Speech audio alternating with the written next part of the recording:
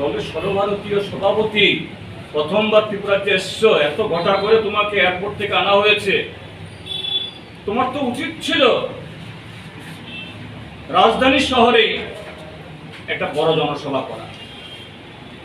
তুমি জনজাতি ভাইদের প্রতি এত তোমার দরদ, এদেরকে তুলে নিয়ে আসা ঘটনা। গেলেন কোথায়?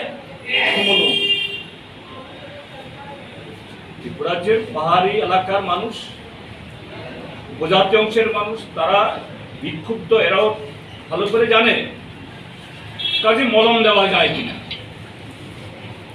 আপনাদের চ্যানেলের দৌলতে সারা ত্রিপুরাজ্য কেন সারা বিশ্ব দেখেছে কি বিশাল জনসভা ছিল।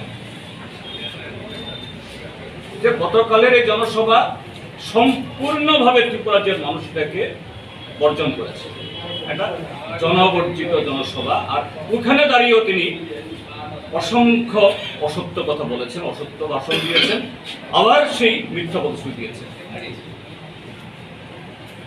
এর সাথে ঘটনা হলো যে এই দলের প্রতি ত্রিপুরাজ্যের মানুষের যে কত ক্ষোভ, এবং যে জনজাতি বলছেন, এই জনজাতিরা যে এদেরকে দুই চোখে দেখতে পারে না, তার প্রমাণ হলো গতকাল বিভিন্ন জায়গাতে যারা এই জনসভায় এসেছেন তাদের উপরে আক্রমণ সংঘটিত হয়েছে আসার পথে এবং যাওয়ার পথে।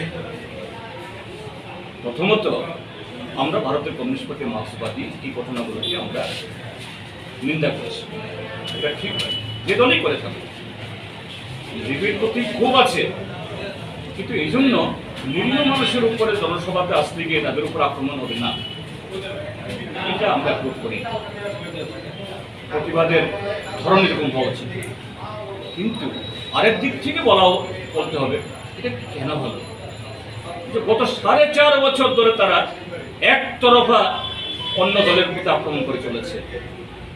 গতকাল থেকে ওই ক্রিকেটের ভাষায় রিভার্স সুইপিং শুরু হয়েছে, যে তুমি 4.5 বছর মেরেছ, আগামী দিন আমাকে